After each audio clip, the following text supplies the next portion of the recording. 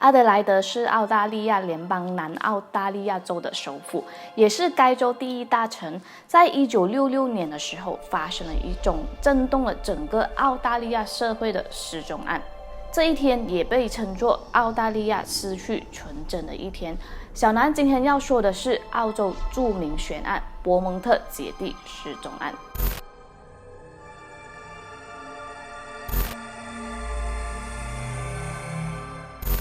Hello， 大家好，我是美貌与智慧并重的小南。在阿德莱德郊区索莫顿公园哈丁街的109号住着一个幸福的家庭，分别是父亲吉姆和母亲南希，还有可爱的伯蒙特三姐弟，9岁的简、7岁的安娜以及4岁的格兰特。在他们家附近有一个名为格莱内尔格海滩，是一个相当有名的海滨度假村。这三姐弟平时也很喜欢去那里玩耍。1966年的1月26号，那时候的阿德莱德非常炎热，是最适合去海滩玩耍的时间。三姐弟打算乘搭公共巴士去海滩，整个车程也只是短短的5分钟。在这个年代的阿德莱德治安是非常好而且悠闲的，所以普遍上孩子都可以自己独自外出，不需要大人的陪同。加上大女儿简相当独立，也能够好好照顾弟妹，所以他们的父母也没有太担心。三姐弟就在早上10点开开心心地出发到了格莱内尔格海滩。伯蒙特夫妇呢也是各自出门去会见客户和朋友。时间不知不觉来到了中午，伯蒙特夫人提早赶到车站，却发现孩子们并不在这一班公交巴士上。由于孩子们呢已经和伯蒙特夫妇约好会乘搭中午的巴士回家，因此此时的他心想着孩子们可能是赶不上中午的班车，于是决定等下一趟。然而一心等待孩子们归来的伯蒙特夫人怎么也没有想到事情会发展成后来的局面。时间很快来到2点，伯蒙特夫人依旧没有看到孩子们的身影。在当时那个年代，通讯工具并不发达，连手表也是个奢侈品。他担心孩子们可能已经在回家的路上，如果再出门寻找，可能恰好错过，于是回家继续等待。不知不觉又到了3点钟，母亲依然等不到三姐弟回家。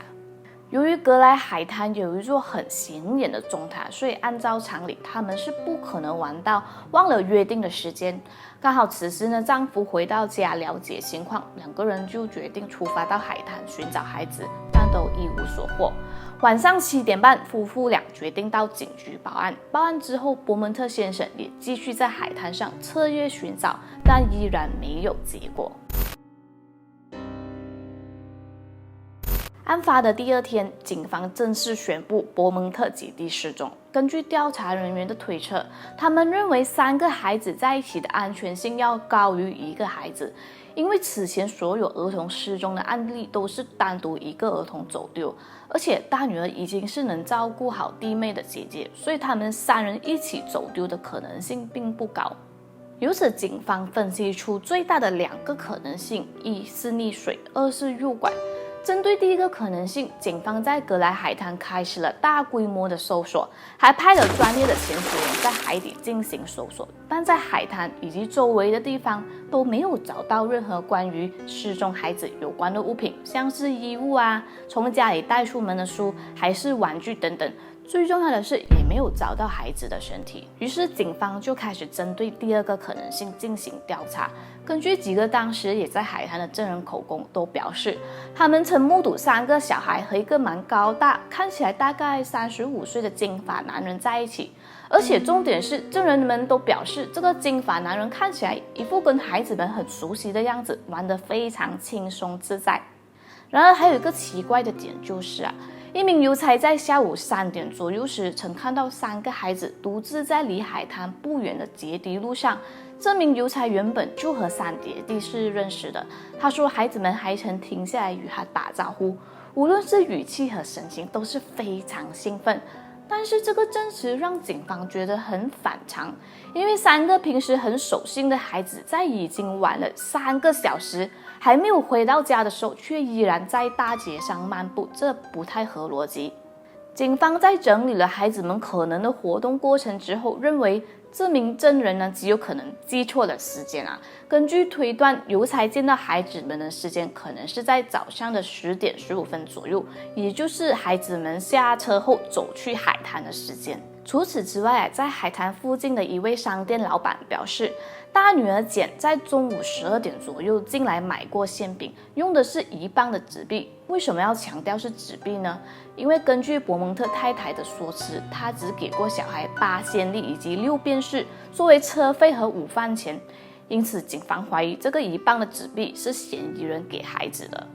还有一位老妇人也看到那个金发男人做了一个动作，就是帮大女儿简调整了她的泳裤位置。伯蒙特夫妇曾经说过，3个孩子都属于内向的性格，所以对于这些证词，他们俩都感到非常的惊讶。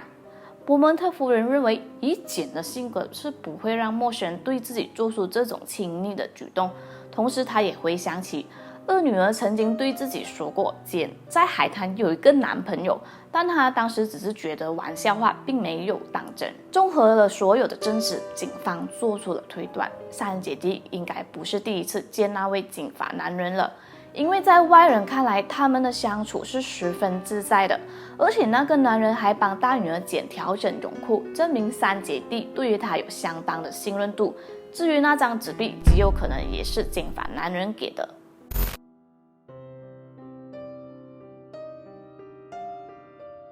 这个案件在当时引起了巨大的关注，媒体也是一直紧追着消息不放。1966年3月，一位荷兰的超心理学家兼灵媒曾抵达澳洲调查此案，一度引发媒体炒作。他声称孩子们的遗体被埋在了离伯蒙特家和学校不远的一间仓库位置上，在孩子们失踪时，那里还是一处建筑工地。他称自己坚信孩子们的遗体就被埋在工地的混凝土中。虽然仓库主人非常不相信灵媒的断言，但很快公众筹集了4万澳元，要求拆除这个仓库，挖开地下。最后，仓库主人屈服于公众压力，乖乖配合。然而，最终警方并没有发现任何线索。在这起失踪案里呢，警方列出了几位嫌疑犯。第一位名叫冯·艾纳姆，职业是一名会计，而且也是一位声名狼藉的同性恋惯犯。根据证人的证词，冯·艾纳姆对当地的海滩非常熟悉，还会不时的去格莱海滩的更衣室偷窥别人。警方线人更透露，在一次和他的对话中，冯·艾纳姆声称自己早期曾在海滩绑架过3个孩子，他还在家中帮他们做了实验，但在过程当中丢了性命，这让警方起了疑心。他们对比了冯·艾纳姆和当年的疑犯肖像画，确实有点相像，但警方最终没有确定他为祖母的原因是，他与当年的那个金发男人年纪相差很远。根据证词，那名金发男人看起来将近40岁了，但是1966年的冯·艾纳姆才只是个20岁出头的少年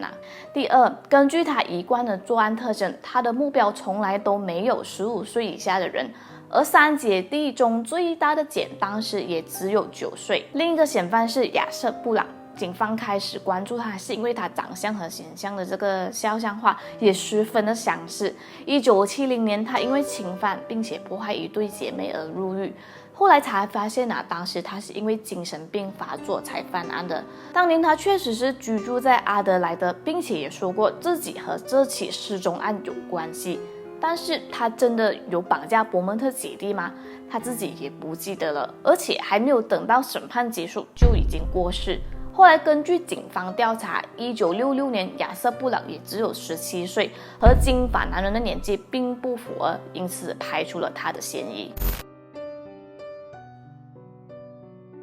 警方透过线索推测，孩子们的身体可能被埋在一间用于制造汽车零件的仓库下。这间仓库属于哈里名下的产物，他是一位富商，更是阿德莱德精英俱乐部的成员，平时和政府人员也有关系。据调查，哈里曾雇佣过2个男人，在这片区域挖了一个约6平方米、深度近3米的洞穴。这样的洞穴足以埋藏3个小孩，并且哈里住的家也离格莱海滩与当初最后见到简买馅饼的商店不远。根据哈里儿子的证实，他说自己的父亲经常家暴他和母亲，有暴力倾向。当年他更看到了父亲带着3个孩子回家，之后还听到了几声枪响，还说看到了父亲开车载着3个冲浪板出门。然而哈里在南澳算是有名有望的人，警方不敢在证据不足的情况下将哈里列入调查名单，但哈里却在2004年去世了。而几年后，警方在哈里家收到了和当年简失踪那天一模一样的钱包，但是哈里的妻子玛丽却矢口否认，并将警察赶了出去。究竟哈里是不是凶手，这永远是个谜了。54年过去了，南澳警方从未放弃调查，其中很长一段时间，伯蒙特夫妇还住在阿德莱德，期待着孩子们回来的那天。然而在漫长的搜寻中，他们一次次的从希望变失望，因此这件事在他们的生活留下了巨大的伤害。最后夫妇俩决定离开，搬离这个伤心之地。伯蒙特3铁定失踪案算是对澳洲人留下了一个残忍且悲痛的警告，自此提高了澳洲人对周遭环境人物的警惕性。就像小南之前分享有关在台湾遇害的大马女学生案件里说过在安全的地方也会有坏人，我们必须时刻保护好自己以及孩子，因为真实世界并不像电视剧里演的都会有美好结局，现实往往比想象的还要残酷，只要提高警惕，才能减少悲剧的发生。